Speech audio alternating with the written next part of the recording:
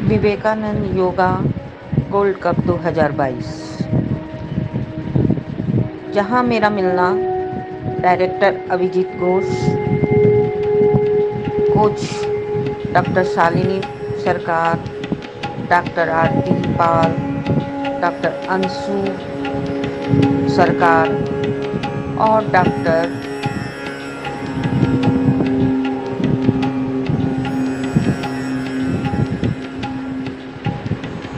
Rebecca और सिमटा और कई योग गुरुओं से वहाँ पर मेरी मुलाकात हुई, जहाँ ये गोल्ड कप का प्रोग्राम संपन्न हो रहा है। विवेकानंद योग संस्थान फाउंडेशन द्वारा ये कार्यक्रम किया जा रहा है, जिसमें पूरे भारतवर्ष से बच्चे आए हुए थे। ये 30वां गोल्ड कप है।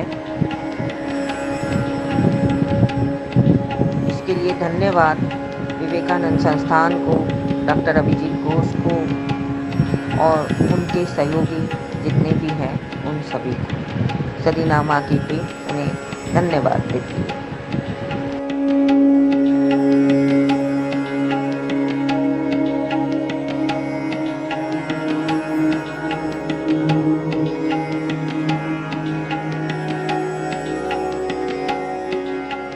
योगा के बारे में कुछ संक्षिप्त बताएं और जो आप कार्य कर रहे हैं झारखंड में उसकी भी कुछ जानकारियां दें।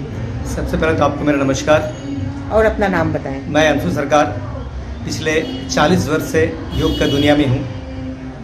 नदी में कितने भी गहराई, कितने भी उतार, कितना भी उछाल क्यों ना हो, समुद्र में जाकर तो मिलना ही पड़ता है। आज का दिन में अगर आप कुछ भी करना चाहते हैं तो योग तो करना ही है। योग से आपका शारीरिक, मानसिक, नैतिक, आध्यात्मिक सर्वांगीण विकास होता है। योग के द्वारा आप कई असाध्य बीमारी से निजात पा सकते हैं। योग आजकल स्पोर्ट्स बन गया है। आप स्पोर्ट्स के जरिए अपना आने वाले भविष्य को सुनहरा बना सकते हैं। और योग स्पिरिचुअलिटी भी है, आध्यात्मिकता भी है।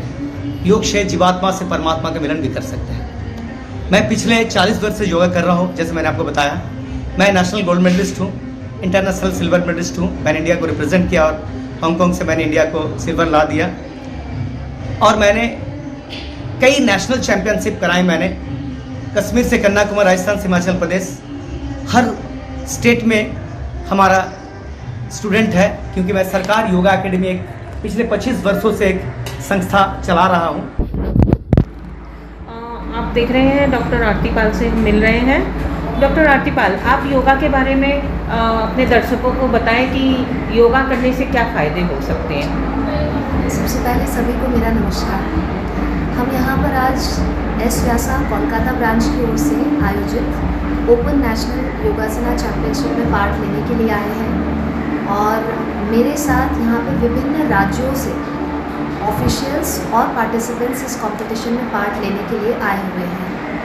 अभी तक हमने योग को एक स्वास्थ्य रक्षण पद्धति या एक जीवन शैली के रूप में जाना है, लेकिन योग विद्यार्थियों के या यंगस्टर्स की लाइफ का पार्ट बन सके, उनकी दिनचर्या का, उनकी जीवन शैली का भी हिस्सा बन सके और सीनियर सिटीजन्स के साथ साथ यंगस्टर्स को भी योग के माध्यम से शारीरिक फ़ायदे, मानसिक फ़ायदे, आध्यात्मिक फ़ायदे, भावनात्मक रूप से समृद्ध बनाने के लिए योग उनकी दिनचर्या में लाना बहुत आवश्यक है।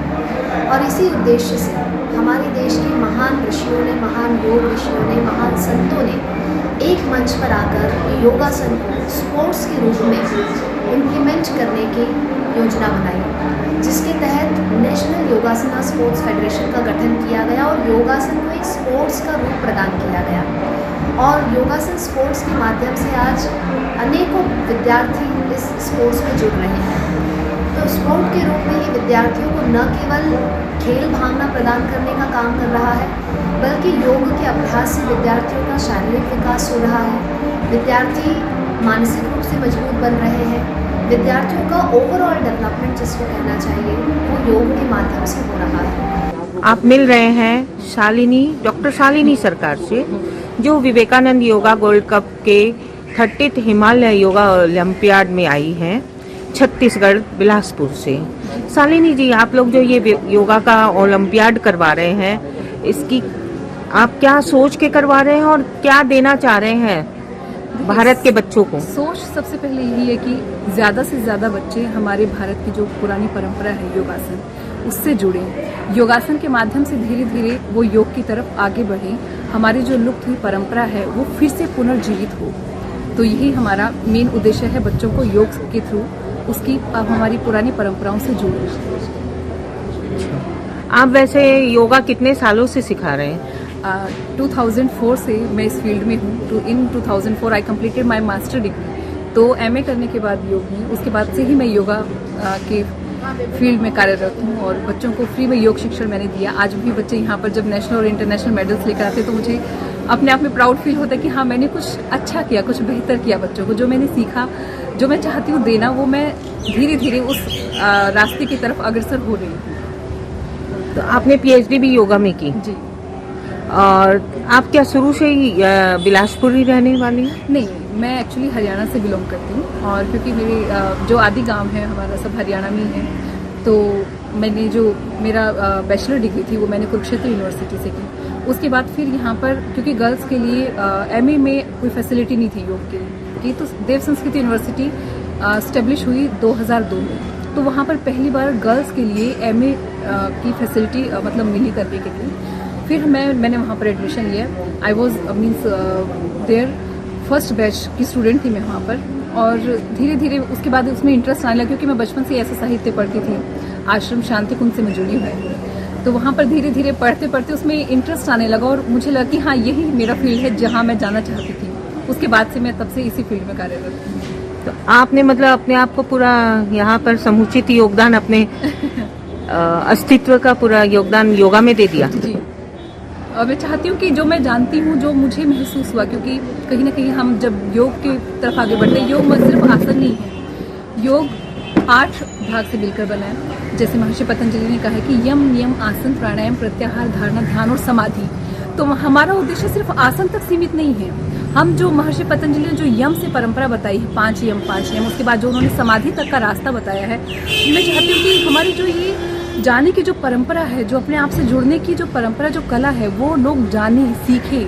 जो मैंने प्राप्त किया, मुझे लगता है कि वो लोगों को सीखना चाहिए ये, क्योंकि उसके इस क्षेत्र से जुड़ने के बाद मैंने अपने अंदर बहुत सारे परिवर्तन महसूस किए। तो मैं चाहती हूँ कि लोग जुड़े, उनको भी वो परिवर्तन महसूस हो, तो शायद वो भी अच्छा महसूस करें, या वाकई हम क्यों हैं, क्या हैं, हमें कहाँ जाना चाहिए, हमारे जीवन का उद्देश्य क्या सिर्फ पढ़ना लिखना, पैसा कमाना, खाना पीना और मर जाना, क्या यही है?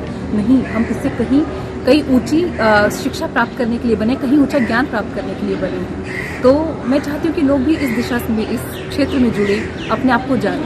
तो आपकी टाइटल सरकार है, ये तो बंगाली टाइटल है? ये मेरे हस्बैंड बंगाली हैं एंड आई बिलोंग टू कुम्हानी। एक्चुअली हमारा प्रेम विवाह हुआ था, तो तब से मैं बिलासपुर में हूँ। अच्छा। वैसे आपने कितने योगा के सेमिनार आयोजित कर चुकी हैं? बहुत सारी, मतलब अनगिनत।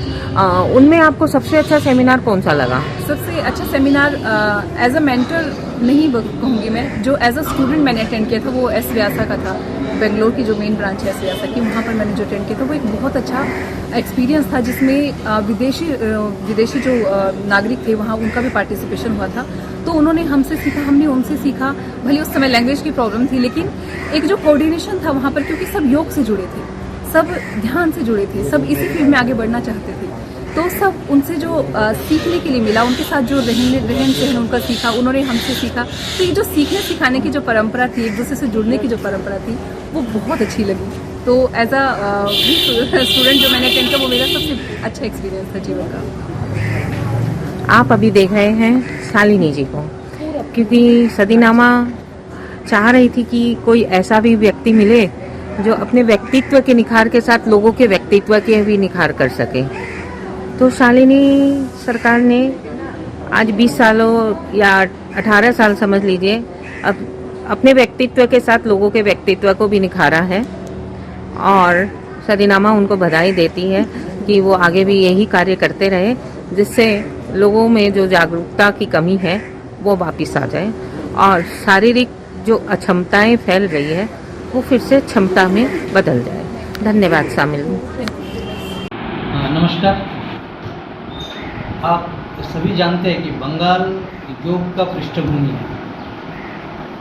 बहुत सदियों से बंगाल में तरह तरह का योग का घराना है और ये योगा ट्रेडिशन शायद कलकत्ता में बैठ के उतना पता नहीं चलेगा अगर उस गली में नहीं घुसेंगे जहाँ योग होता है। लेकिन गांव-गांव में योग का जो अभ्यास चलता है, ब्लॉक लेवल पर, गांव लेवल पर, और तरह तरह का योगा एसोसिएशंस काम करते हैं बंगाल में, जो लोगों को ठीक से मालूम भी नहीं है और ये साइलेंटली चल रहा है। लेकिन अभी जो समय आया है, पूरा दुनिया को जो योग का डिमांड शुरू हुआ है, लोग योग की तरफ झुक रहे हैं। लेकिन इस मौके पर जिस समय बंगाल को उठकर खड़ा होना चाहिए योग को लेकर, उस समय बंगाल नहीं है योग भूमि में। ये जो मुझे देखने को मिला बंगाल में आने के बाद, मैं काफ़ी साल बाहर रहा, तो मुझे कहाँ रहे आप? मैं बेंगलोर में रहे, साउथ कोरिया में रहे, वहाँ पे एक यूनिवर्सिटी में हम प्रोफेसर थे, वहाँ पढ़ाते थे। क्या तो पढ़ाते थे सर? योग पढ़ाते थे, क्योंकि योग में एजुकेशन हुआ। आफ्टर ग्रेजुएशन बेंगलोर में गए हम योग में पढ़ाई करने के लिए। वहाँ पढ़ाई चलते चलते हम वहाँ निकल गए बाहर। तो लेकिन बचपन से हम योगा कॉम्पिटिशन्स के जगत से जुड़े हुए थे। तो जब मैं वापस बंगाल आया तो देखा कि योगा कंपटीशन की दुनिया एक अलग तरफ जा रहे, दूसरा तरफ जहाँ योग का डिमांड है, योगा एजुकेशन जिसका डिमांड दुनिया भर में हो रहा है, ये दोनों के बीच में जो गैप है, उस गैप को मिटाने के लिए कोई नहीं काम कर रहा है। तो मैंने सोचा चलो मैं अपना हिसाब से जितना हो सकता है कंट्रीब्यूट करूँ। तो मैं लोकनाथ दा को पकड़ लिया। यहाँ हमारे जो बैठे हुए हैं योग को संस्कृति कला केंद्रम से, इनका बहुत सालों का तजुर्बा है योगा में और पूरा दुनिया भर में योगा कंपटीशन करवाते हैं। तो मैंने सोचा कि इन दोनों का कहीं ना कहीं एक मेल बंधन होना चाहिए। योगा कंपटीशन जो फिजिकल वर्ल्ड में योग को लेके जाते हैं, जो अभी ओलंपिक तक लेके जाने के लिए एक संकल्प हमने किया, और उसके साथ साथ योगा एजुकेशन जिसका थेराप्यूटिक एप्लीकेशन भी है, उसके साथ साथ जीवन को ट्रांसफॉर्म करने के लिए जो अभी दुनिया में सबसे बड़ा डिमांडिंग है और ज़रूरत भी है, क्योंकि लोग किस तरफ ज़िंदगी जी रहे वो हम सबको पता है। लाइफस्टाइल ख़राब हो चुका है, मॉरलिटी डाउन हो चुका है, स्ट्रेस लेवल हाई हो चुका है। तो ये सबसे निकालने के लिए योग से बढ़कर और कुछ नहीं है दुनिया में, ये सबको पता है। लेकिन कैसे इनको प्रैक्टिस में लाए, इसके लिए प्रयास कर रहे हैं हम सब लोग मिलके। अभी नेशनल लेवल पे भी बहुत सारे और इंस्टीट्यूशंस खड़े हुए हैं सबको मिलाकर एक साथ चलने के लिए, जैसे कि इंडियन योगा एसोसिएशन है, यहाँ हमारे स्वामी रामदेव जी है, डॉक्टर एच एन नागेंद्र गुरु जी है, हमारे आर्ट ऑफ लिविंग के रविशंकर जी है। ऐसे स्टॉलवर्ड्स इंडिया के सारे इकट्ठा हो गए एक जगह, एक प्लेटफॉर्म में आए, ताकि योगा को एक नया दिशा दे और दुनिया भर के लोगों को इसका जो लाभ है इसको उठाने के लिए प्रयास करें। तो उस हिसाब से हम काम कर रहे हैं। अभी यहाँ जो कंपटीशन हो रहा है ये उसका एक शुरुआत है।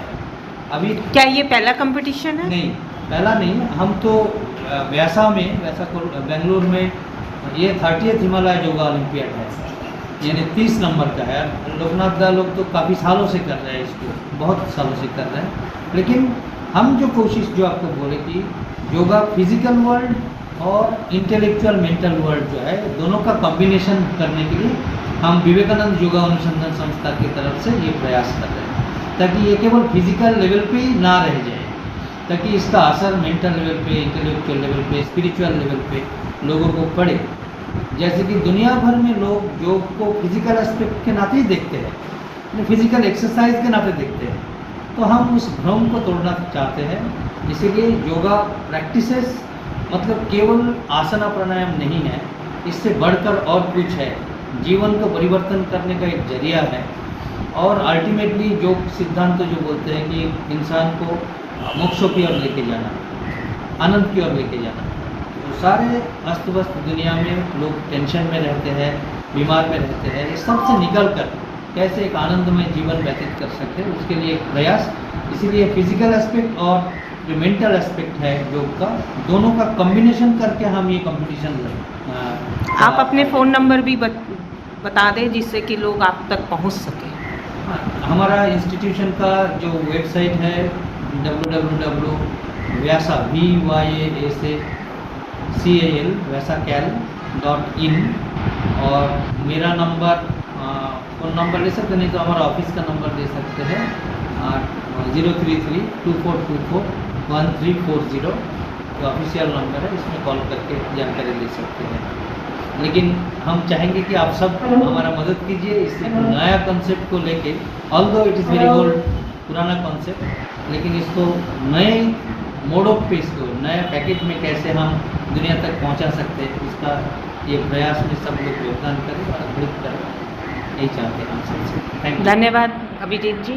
सदीनामा की टीम आपको बधाई देती है कि आप नए कॉन्सेप्ट लेके आए हैं, कुछ तो मतलब देश में या दुनिया में बदलाव लाने के लिए। उसके लिए हम आपके साथ जुड़े हुए हैं और आप जो चाहें हमसे सहयोग ले सकते हैं। धन्यवाद।